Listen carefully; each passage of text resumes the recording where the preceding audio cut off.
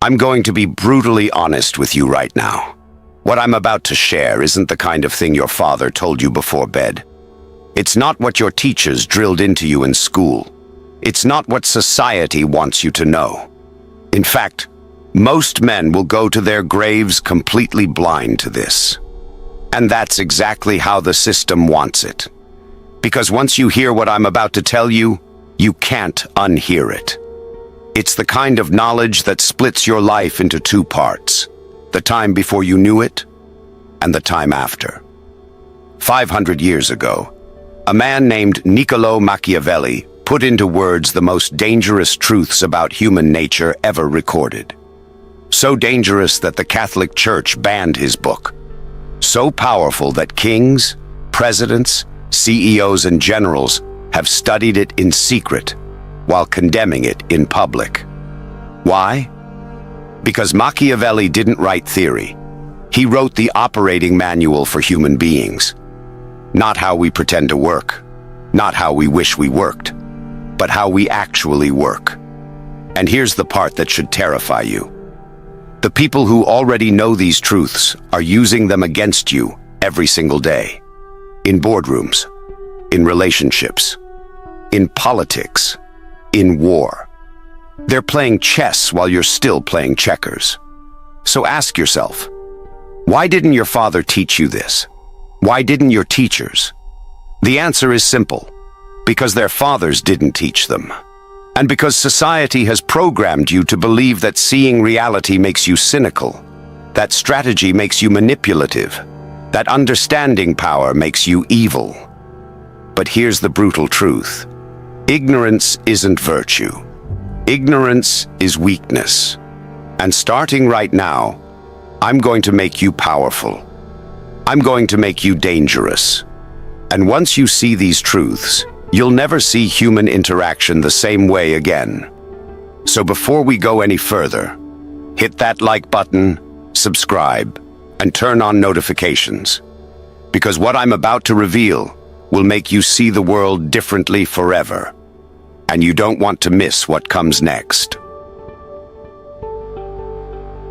You've been told your whole life that humans are rational, that we weigh options, that we calculate outcomes, that we make decisions based on logic and reason. That's a lie, and it's one of the most dangerous lies you've ever been fed. Machiavelli knew the truth 500 years ago. He wrote, "Men judge generally more by the eye than by the hand, for everyone can see and few can feel." Translation: people make choices based on appearances, on illusions, on what looks right, not what is right. And here's the dark reality. Most people don't want the truth. They want comfort. Think about it. The friend who begs you for advice about his failing relationship, but ignores you because the truth would hurt. The coworker who complains he's broke, then throws away money on Starbucks every morning because the ritual feels good. The woman who swears she wants a nice guy, but repeatedly falls into the arms of the man who treats her like an option. Logic dies the moment it collides with desire. Reason evaporates when faced with fear, lust, status, or comfort. That's the game, and you've been playing it wrong. Because you've been told to persuade people with facts, to win arguments with evidence, to show people the rational path. But facts don't move people. Feelings do. The man who masters feelings, who knows how to bypass logic and speak straight to emotion, controls every room he enters. That man doesn't waste time trying to prove he's right. He makes people feel he's right. And that is infinitely more powerful. Think about the greatest manipulators in history. Hitler didn't rise to power with spreadsheets and statistics. He rose with speeches that inflamed anger, fear, and hope. Corporations don't make billions by showing you the chemical formula of soda. They sell you happiness in a bottle. Religions don't spread with philosophy debates. They spread by capturing the heart, the soul, the fear of damnation, and the promise of paradise. This is why you lose arguments. This is why your advice is ignored. This is why the people you want to influence slip through your fingers, because you thought people were rational. They're not. They're addicts chasing feelings. So here's your first dark lesson. Stop trying to change minds with facts. Start shaping emotions. Want to make someone follow you? Don't tell them what's good for them. Show them what makes them feel good about themselves. Want to influence a partner? Don't argue about logic. Make them experience the pain of losing you, or the joy of pleasing you. Want to dominate in business? Forget data. Craft the story that makes your audience believe you're the inevitable winner. The man who argues with facts is a school teacher. The man who manipulates feelings is a king. And once you understand this, you'll see through everyone around you. The politician's smile, the influencer's brand, the co-worker's excuses, all masks designed to protect feelings, not reveal truth. But once you see the mask, once you know that beneath every action is an emotion, a weakness, a hunger, you can pull the strings. And that's just the beginning. Because if people are irrational, then loyalty itself must be an illusion. And that takes us to Machiavelli's next warning. There are only two kinds of men in this world: predators and prey. That's it. Strip away the polite masks, the politics, the morality, and what you're left with is the oldest law of nature. The strong take. The weak are taken from. And here's the hidden cruelty. Weakness doesn't just fail to protect you. It attracts predators, like blood in the water. Think about it. Why do bullies single out the quiet kid, not the fighter? Why do corporations cut the weakest employees first? Why do women abandon the man who bends and cling to the man who stands firm? Because predators always choose the easy meal. Machiavelli knew this. He wrote, "It is better to be feared than loved, if you cannot be both. Not because fear is noble, but because fear keeps the wolves away. Love without strength invites betrayal, but fear without love commands survival." Now here's the sinister twist most men never realize. Weakness doesn't just destroy you, it corrupts everyone around you. A weak man forces others to carry him. A weak man drains the strong until they either cut him loose or collapse with him. A weak man makes the world harsher for everyone else. Because when predators devour him, they don't stop. They look for the next meal. That's why weakness is more dangerous than cruelty. Cruel men at least stand on their own. Weak men become black holes, pulling others down with them. And yet, society tells you to be harmless, to soften yourself, to embrace your weakness. They call it sensitivity. They call it being a better man. But here's the truth. The man who cannot defend himself, his family, or his reputation is not a good man. He's a liability. Strength is not optional. It is the price of survival.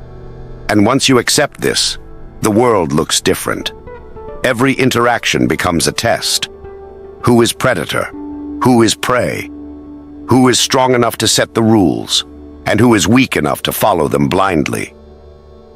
This is why women chase men who radiate strength, because instinctively they know weakness cannot protect them.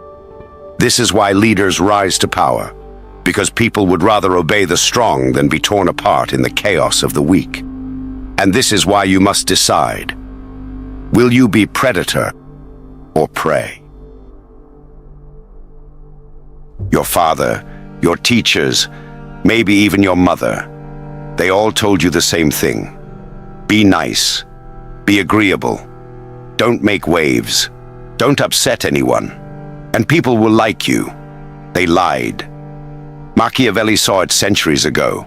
He wrote, "Men are so simple and so much inclined to obey immediate needs that a deceiver will never lack victims for his deceptions." Do you see what he meant? People confuse weakness for goodness. They confuse obedience for virtue. And they confuse being nice, with being valuable. That's why women say they want nice guys, but end up with men who break rules.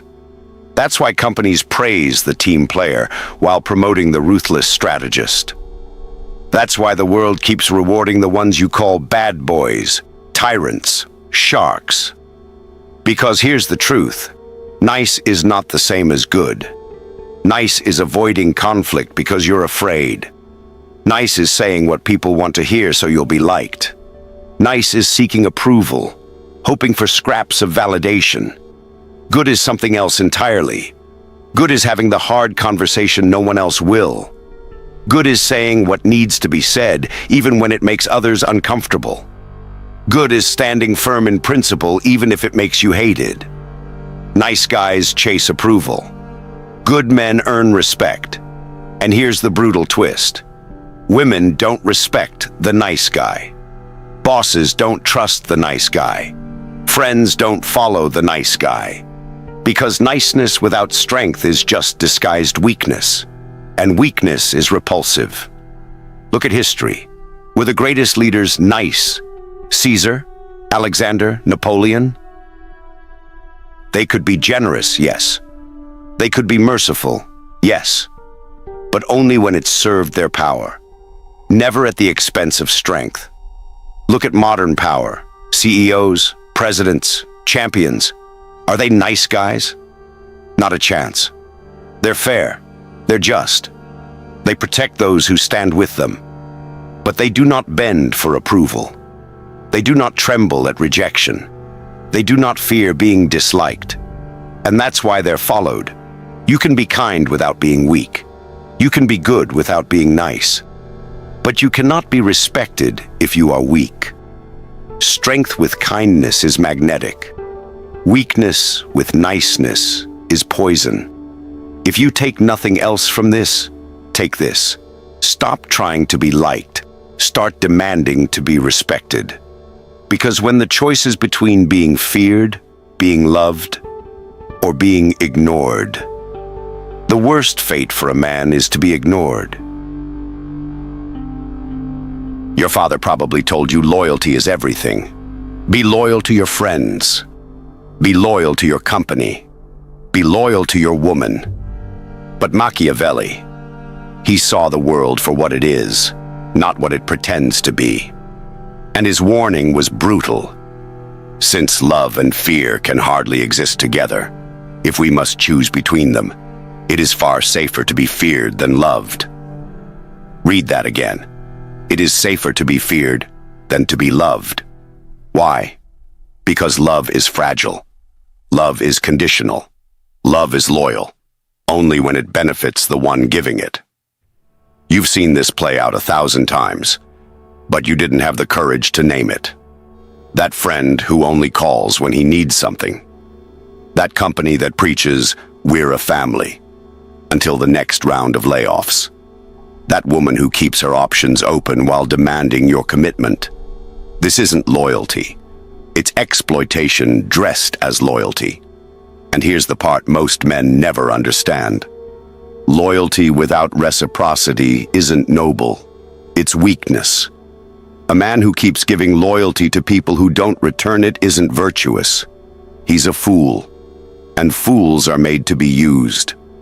Think about the most powerful men you know. Not the ones who pretend, but the ones who actually control their lives. Are they blindly loyal? Do they stick around after betrayal, after disrespect, after being taken for granted? Hell no. They are strategically loyal. They understand loyalty is a contract. And the moment the contract is broken, all bets are off. Here's the cold truth. Loyalty isn't about being a dog who follows no matter what.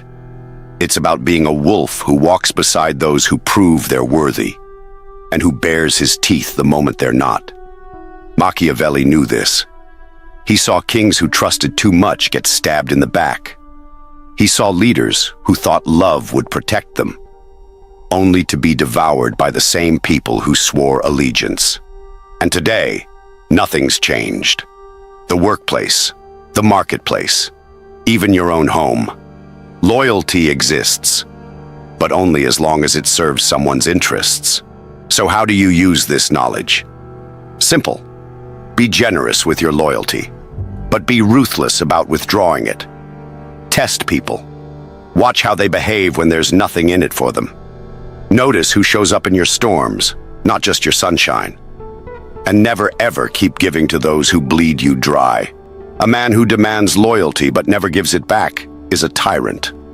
But a man who keeps giving loyalty to those who don't return it is a slave.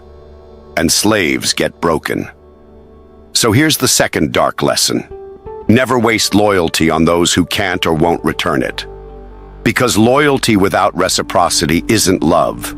It isn't honor. It isn't noble. It's weakness. And weakness gets eaten alive. But this raises a terrifying question. If loyalty is fragile, if love is conditional, then what truly protects a man? What shields him from betrayal, from exploitation, from being discarded the moment he's no longer useful? Machiavelli's answer was chilling. Not love, not loyalty, reputation. A man without reputation is already dead. He just doesn't know it yet. Machiavelli wrote, "Everyone sees what you appear to be. Few experience what you really are." Translation, it doesn't matter who you are, it matters who they think you are. And that's where most men fail. They think authenticity means showing everything about themselves. They overshare. They expose their fears, their weaknesses, their doubts. They cry about being misunderstood. And then they wonder why no one respects them. But here's the truth. The world doesn't reward the real you. The world rewards the strategic you. Your reputation is the armor that shields you from betrayal, the sword that cuts through lies, the shadow that precedes you into every room. With a strong reputation, enemies hesitate. With a weak reputation, even your friends doubt you. Think about history. Alexander the Great conquered half the known world not just because of strategy, but because of myth. He spread stories that he was invincible, a demigod. His enemies believed it before the battle even began. Or look at modern times. Steve Jobs didn't just build Apple. He built an aura. People called it a reality distortion field. Investors, employees, even rivals bent to his will, because his reputation made them believe he was untouchable. Now compare that to the men you know who constantly complain, constantly explain themselves, constantly try to convince others to see their true heart. They're not respected. They're pitied. Here's the dark lesson. Perception is reality. And if you don't control perception, someone else will control it for you. Want to be seen as competent? Never whine about problems. Present solutions. Want to be seen as valuable? Don't always be available. Scarcity creates worth. Want to be seen as powerful? Never explain your decisions to people who can't affect your life.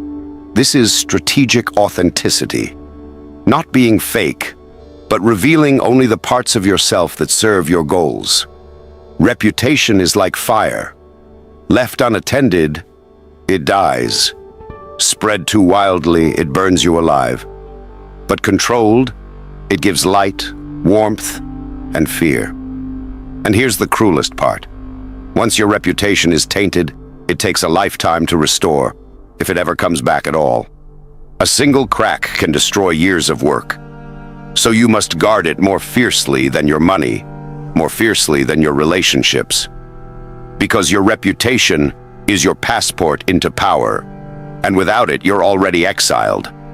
But reputation alone isn't enough. Because there will always be those who try to destroy it, those who envy it, those who want your place. And that brings us to Machiavelli's next warning. There is no avoiding war. It can only be postponed, to the advantage of others.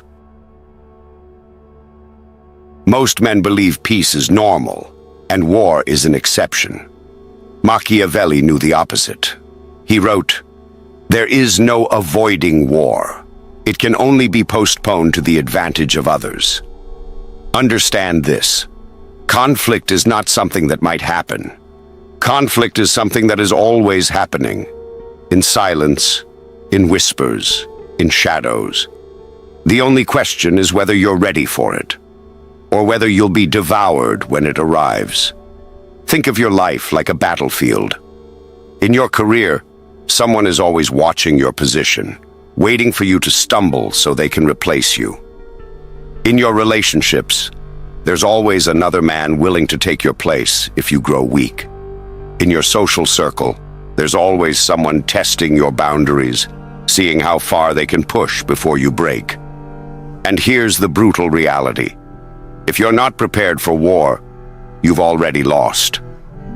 The successful men you admire, the ones who rise above, they aren't surprised by conflict. They expect it. They train for it. They prepare during peace, so they don't bleed during war.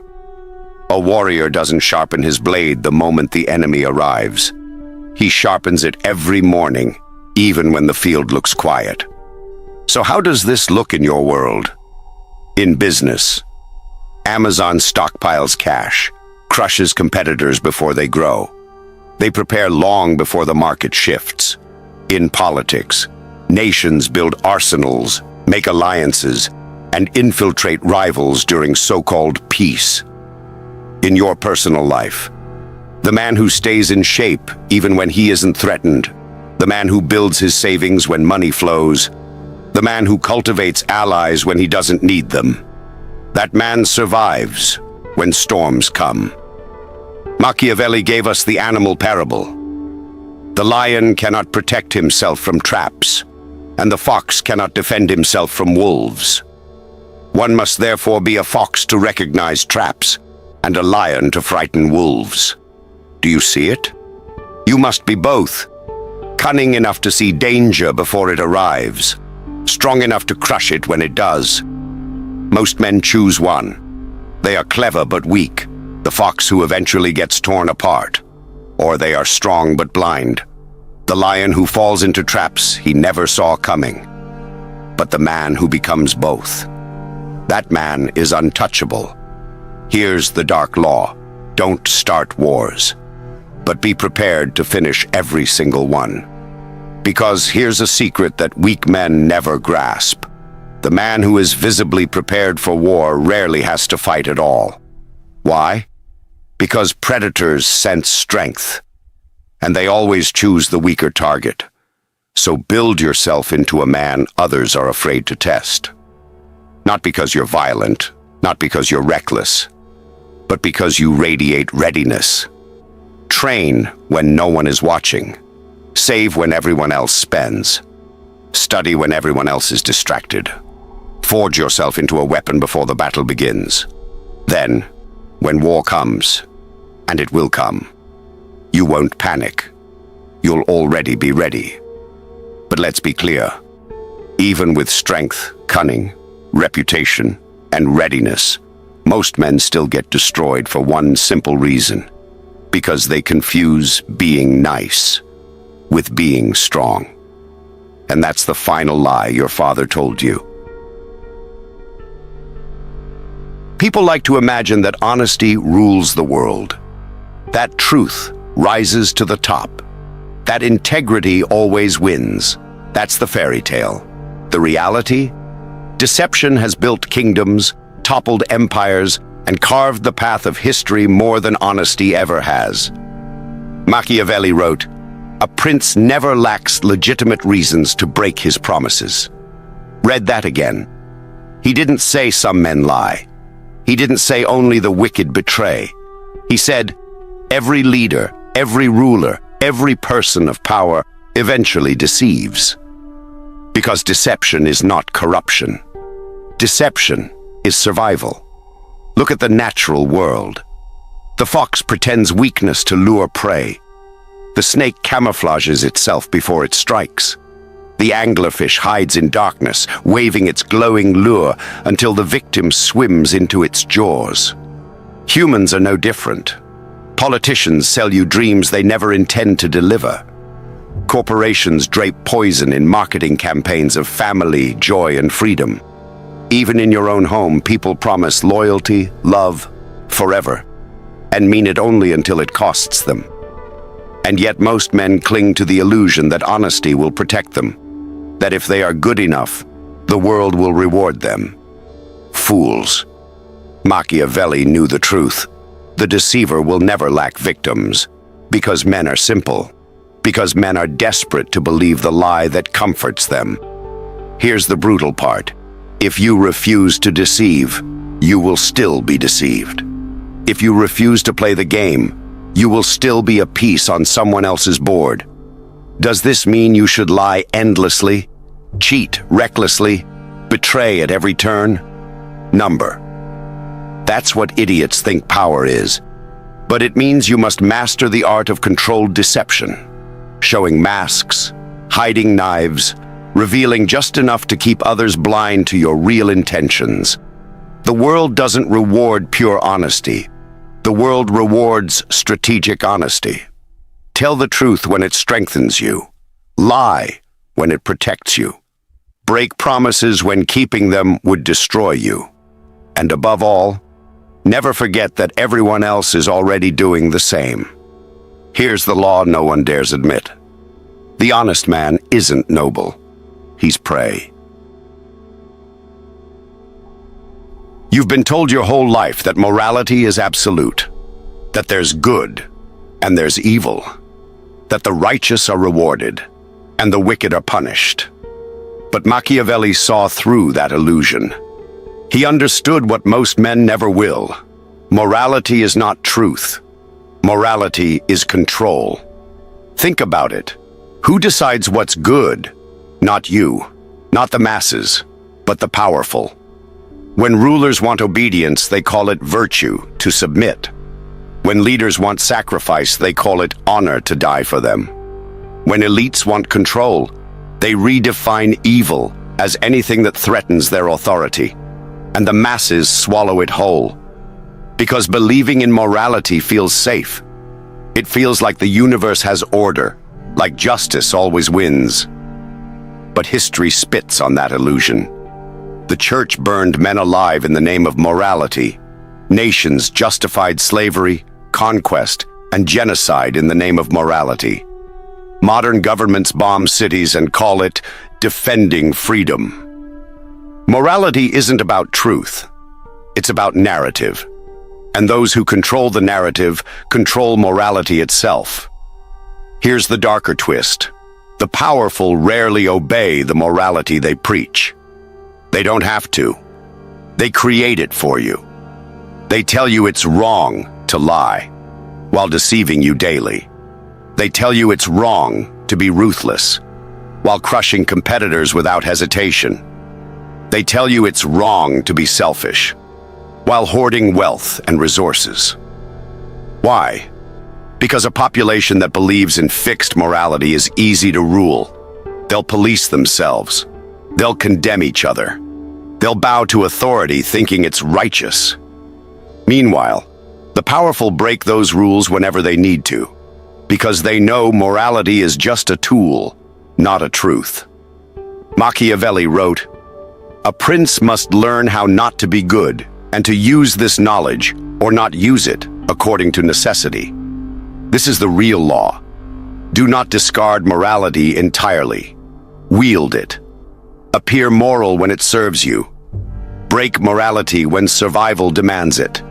And above all, never become a prisoner of someone else's moral code. Because the man who clings to morality at all costs is a pawn. But the man who bends morality to his will is a king. Every empire, every company, every family, every relationship survives on the same hidden economy.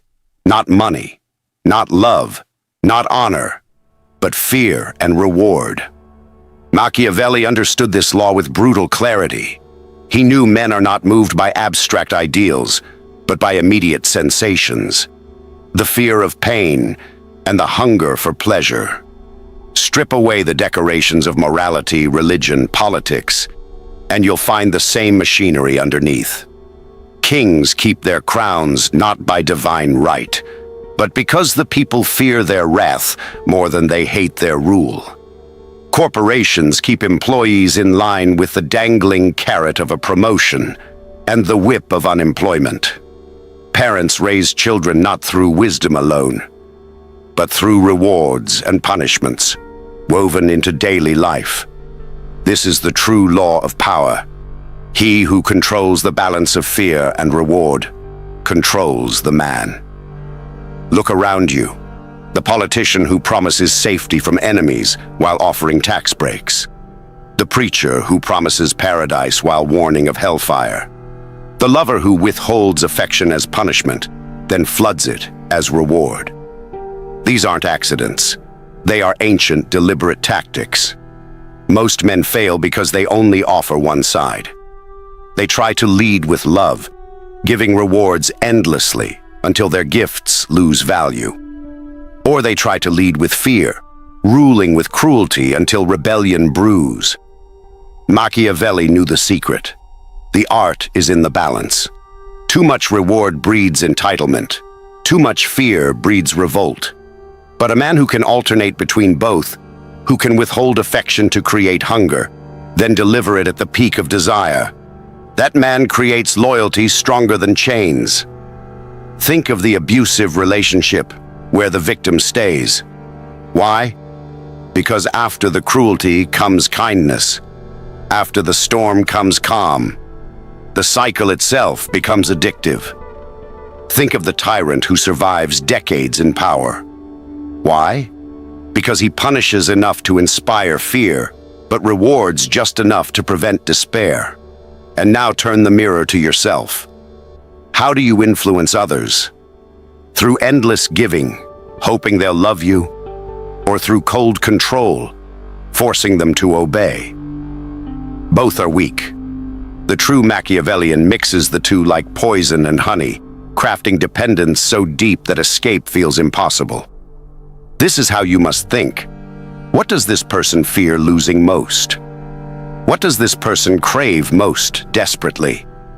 And how can I position myself as the one who controls both? Once you answer that, you own them. People speak of trust as if it were stone, unshakable, permanent, sacred. But Machiavelli knew better. Trust is not stone. Trust is glass. It shines. It's beautiful. It reflects light. But the moment it cracks, it shatters, and it will never be whole again. Here's the first dark law. Trust is temporary. It exists only as long as it benefits both sides. Think about your own life. How quickly did a friend's trust in you vanish the moment you failed to serve their needs? How quickly did your trust in a leader collapse after a single betrayal? How many relationships have died over one broken promise, no matter how many good deeds came before it? This is not the exception. This is the rule. The man who builds his life on trust is building on glass, and eventually it will break beneath his feet. But here's where the strong separate from the weak. The weak beg for trust. They make oaths, they plead, they demand belief in their true intentions. And when that trust shatters, they collapse with it. The strong never beg for trust. They engineer it. They manufacture it through repetition, image, and controlled exposure. They use it as a tool, never as a foundation. Think of the con artist. He survives not because he is truly trustworthy, but because he knows how to look trustworthy. Think of the politician. He doesn't need genuine trust. He needs just enough to get the votes. Think of the seducer. He doesn't require unconditional trust. He needs just enough to lower defenses. That's the second dark law.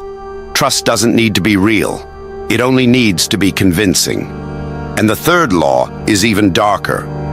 The man who trusts too much is easier to control than the man who trusts nothing at all.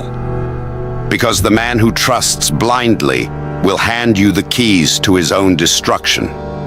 He will forgive betrayal after betrayal, convinced you'll change.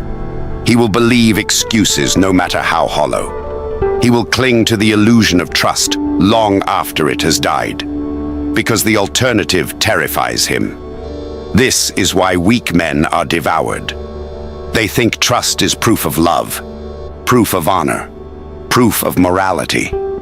But in truth, trust is just leverage.